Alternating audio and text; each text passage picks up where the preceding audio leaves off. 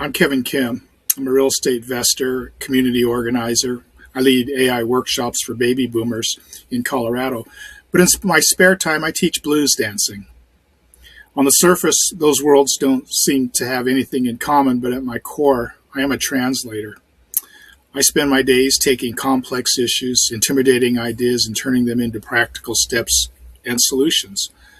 And I'll be honest with you, I've never been much of a tech guy. If a system gets too deep or too muddy, I quickly lose interest. I get impatient. And I know I'm not alone in that. I understand what it's like to navigate this stage of life as a baby boomer. You see, we represent the world's population surge that occurred after World War II. Because I'm a little further down the road than some of you, I feel a responsibility to look ahead, see where the holes in the road are, and wave the rest of you forward. I want to make sure no one gets left behind in this fog of new technology. And as I've said, I've been leading workshops for people in my generation, and they've been titled something like, AI isn't coming, it's here, and it's time you knew what it's really about. And I do this for the 90% of us who hear all the AI noise and maybe play around with the tools, but haven't figured out how to actually make AI part of our work or our daily lives. I spent 40 years approximately as a self-employed entrepreneur. And through that time, I've had some big wins, and I've had some flat-out painful failures. As anyone in the business knows, we lead our people every day, often not knowing if they're actually following us or if they're just waiting to see if we'll trip. But being an entrepreneur is like jumping off a ledge and trying to build your wings on the way down. It's exciting, but it can be an incredibly lonely place when you hit a roadblock. Over the years, I've been through some life-changing events that really has shifted my path. And those tests have taught me that fulfillment doesn't come from the money or the things that we collect. And as a baby boomer, I'm seeing that aging isn't just about what we lose. It's about perspective. It's the gift of seeing life from higher ground. The author Parker Palmer said it best, I think. He said, "I don't want to fight the gravity of aging. I want to collaborate with it." And that's where I am now. I'm less certain about a lot of things, but I'm much clearer about what actually matters. The real reward for me today is the pathway of people and communities I can support and help find their own purpose. Today isn't about software. It's about a process to help you find your rhythm. Most people hear blues and think of sad music, but it's not always sad because ultimately blues dancing is fun and it makes you happy. Blues dancing is born out of Western Africa, arguably, and it's an earthy, interpretive, free-flowing dance that is interpretive and actually quite a lot of fun. Been dancing that way for about 15 years. You should check it out. Blues dancing is also a conversation without speaking to one another. It's finding a united connection to the music and then uniting in that dance to find something that you and your partner will enjoy. And what I'm talking about today really is the rhythm of AI. And we've been inundated with tons of information about the next new thing in AI. So what I've done is I've created a framework that I call the 5 T's. And it's nothing but a process in which we can problem solve many things in our life. And it also applies to blues dance and AI. The first T is called try, or just try it. I teach these classes, and sometimes people will pay a lot of money for the classes. A lot of professional people, they'll walk up to the door, they'll hear the music, they'll see the hardwood floor, and they'll just stand there at the threshold, and they'll freeze. And they get locked in what I call the threshold of hesitation. Have you ever taken a dance lesson? Has this ever happened to you? Give it a shot. But in that moment, you have a very clear choice. You can either walk through that door, lean into uncertainty and your fear, and sometimes looking a little bit foolish on the dance floor, Or you can turn around and walk away from that opportunity. And if you walk away, you'll never know your potential. You'll never know the rhythm you were capable of finding. Now, we're doing the exact same thing with AI. That studio door is the login screen, or that blank box prompt is something we have to deal with every day. Your brain tells it if you step out there, your lack of knowledge will be visible. But here's the truth from the dance floor. No one is watching you to see if you trip. They're watching to see if you're brave enough to move. You have to be willing to be a beginner before you can help lead anyone else. So that's the first T, try. Now, once you've walked through that dance studio door, you move into the second T, and I call it tinker.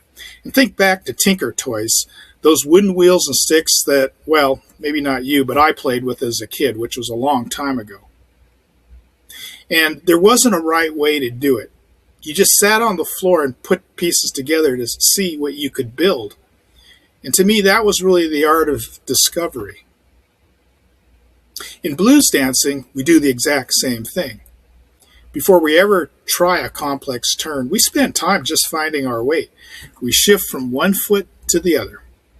We tinker with the connection to our partner. More importantly, we're attempting to connect with that music. We're listening to the rhythm and the soul of that song. We're listening to the lyrics. And we're learning how to interpret that from our brain into our feet, into what we call a dance. Now, I applied this same Tinker Toy mindset to my first year with AI. I just played.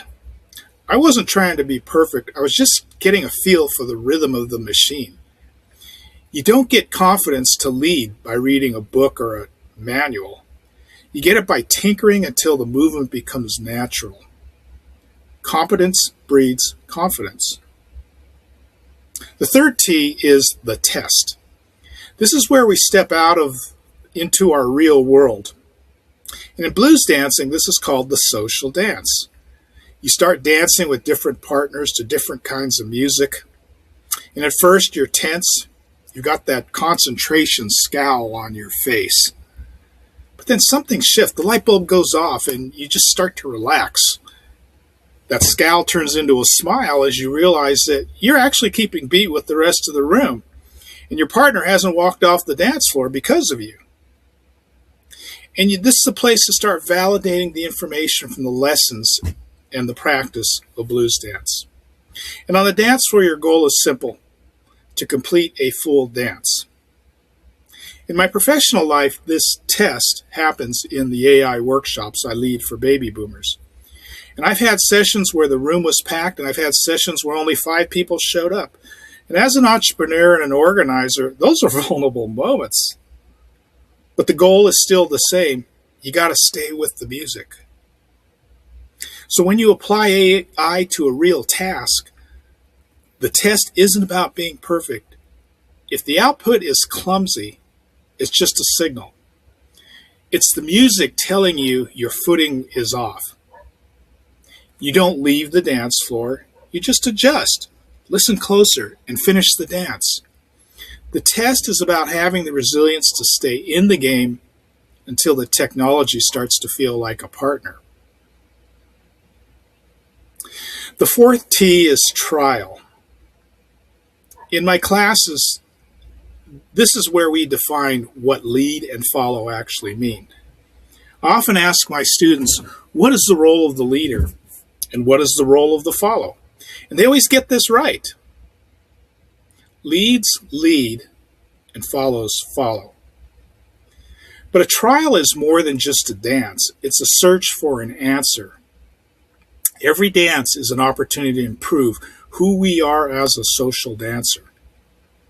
And this is exactly how we should approach AI. Because AI is the most attentive follow in the history of mankind. But it is a mirror of your leadership. And if you're in a partnership, someone has to take the lead. If you don't have that clarity, you face the danger of being unequally yoked. In business, if 2 people try to lead at the same time, you get a collision, and it's often not pretty. You ever been in a business partnership? In the digital world, your prompt is your lead. If the AI gives you a clumsy result, don't just get frustrated or mad. Look at your prompt, your frame, and your signal. Was it clear? When you lead with clear intention, the follower responds with precision. You aren't just waving a flag, you are directing the dance. It is your agency, it is your responsibility. The final T is teach. Now, there's an old principle that says that you don't truly master a concept until you can explain it simply to someone else. But true mastery isn't found in a manual. And if you do want to leave a legacy, if you do want to lead people, if you do want to be a leader, you have to learn how to teach, not just with your words, but with who you are. And in blues dancing, the best dancers aren't the ones who know the most patterns. I think they're the ones that show up with kindness on the dance floor. They lead with technique that is strong but gentle. And their presence alone makes the partner feel safe enough to try something new. That's the ultimate goal of dance. And it's the same with this technology. When you take what you have learned back to your sphere of influence or your teams or your partners, don't just give them a list of prompts. Lead them with that same strong but gentle spirit. Show them that AI is just a tool, but your character is the lead. When you teach from a place of service, you're reaching back to guide that next person across the threshold. I want to leave you with one last message. In historical battles, the flag bearer was the most vulnerable person on the field. They didn't carry a torch because their hands were gripped to the staff, holding the flag of their country, the flag of their kingdom, the flag of their domicile. They weren't heroes in capes. They were actually targets. And they were targeted because as long as the flag was visible, the community had a point of reference. That is who you are. By choosing to lead in this new world, you're holding the staff so your clients, your families, and your sphere of influence don't get lost in the fog. You aren't doing it for the glory. You're doing it so the people behind you can find their way. In this summit, we're using this technology to handle the 90% of the noise so we can reclaim our human essence. When the machine handles a transaction, you're free to handle the transformation. You're free to focus on the only 10% that actually leaves a mark. And for me, that's living more, loving more, and giving more. AI is the music. You are the lead. Don't stay at the door. Step onto the dance floor. And let's see what we can build together. I'm Kevin Kim, and I'll see you on the floor.